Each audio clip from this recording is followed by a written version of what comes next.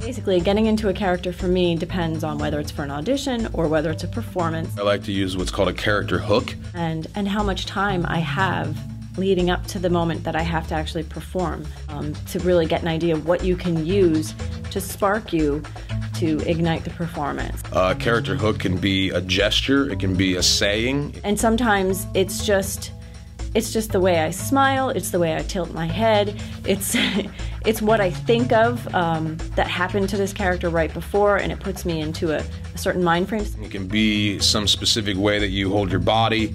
It can be a piece of music that you listen to. You know, anything like that kind of throws you in. And sometimes songs will do that too. They'll just help you to get into character. Think about like if you do an accent, for instance, and there's a sentence that you use to throw yourself into that accent, and then once you have that sentence and you say that out loud, you know, you start to feel the rhythm and everything, and you can really start to get going. That would be like a character hook. I just would mainly say dressing in character and just being that person for as long as you can before you go on stage live. I always do my A-E-I-O-U. That way your face is definitely well stretched out and showing expressions. Expressions are important. The easiest way for me to make the transition from the street to the theater, being in character and so forth, is to get my clothes, my wardrobe on as quick as I can. One of the techniques that I use is what I like to call the schizophrenic rant. You just start saying the lines as fast as you can, and if it's a dialogue, you do the other person's lines. And you start just to feel everything about it, and before you know it, character additions are just naturally put in with just the feel. Kind of create like a daydream or a scenario of whatever your script is involving your character before that scene and after. And if you've done some preparation up until then and you've had perhaps some kind of daydream visualization, you can sometimes summon what the result of that was emotionally through a phrase or a word or an image. It gives your character some depth. And it really helps you to maybe understand that character better. You know, what were they doing before the scene, and then what were they doing after, and it really helps you to give them more of a personality.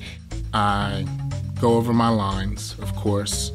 One that I just discovered and really have found to be very helpful is Alba emoting, and it's basically using facial expressions and your body to make the emotions kind of come alive. And like I said, I just found out about it. I just took a class on it, and it definitely helped. We did an angry emotion, and I instantly felt like I wanted to punch someone. I just felt really angry, and I thought, well, this really works, so I'm going to have to use that in the future. And just remind myself of what my motive is. Each role is different, each character is different.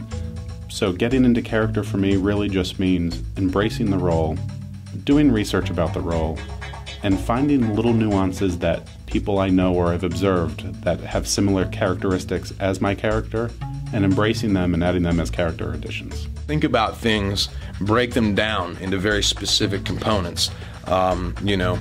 And when I think about, okay, where is my center of gravity? You know, how flexible am I down in, you know, in my lower half of my body? How is that, you know, weight distributed? How does that make me move?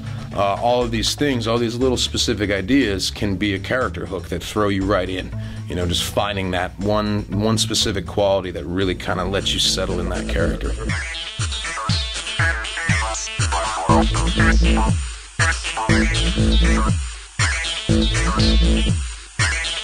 Thank you.